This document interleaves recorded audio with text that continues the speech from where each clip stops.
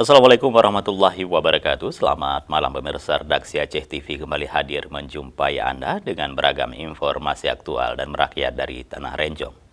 Untuk edisi lembaran kerja hari ini Rabu 26 Mei 2021 bersama saya Jufrizal, inilah laporan selengkapnya.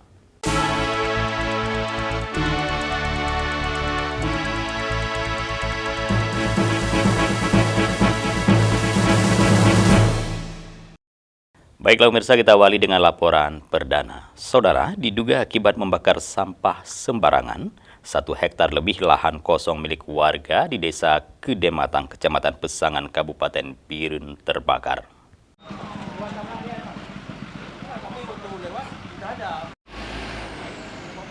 Kebakaran tersebut dipicu akibat adanya pembakaran sampah di lahan kosong milik warga yang ditumbuhi ilalang. Api dengan cepat menjalar ke lahan kosong dan membakar rumput yang kering.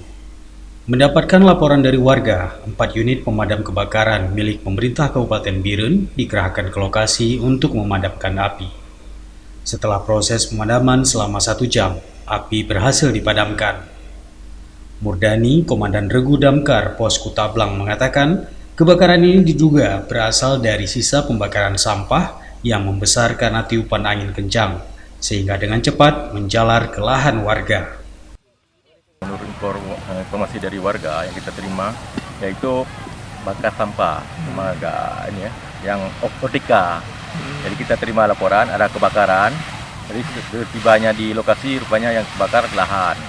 Jadi kita langsung meluncur dari Kutablang 2 mobil, dari pos induk Biren 2 mobil, 2 unit. Jadi 4 unit semua yang dikerahkan ke lokasi. Himbauan untuk musim-musim seperti ini, kalau membakar sampah harus dijaga. Sebaiknya bakar sampah jauh dari barang yang lain yang mudah terbakar. Beruntung, api yang membakar lahan tersebut belum sempat merambat ke rumah warga yang berada tidak jauh dari lokasi kebakaran. Diperkirakan seluas 1 hektar lebih lahan warga ludes terbakar.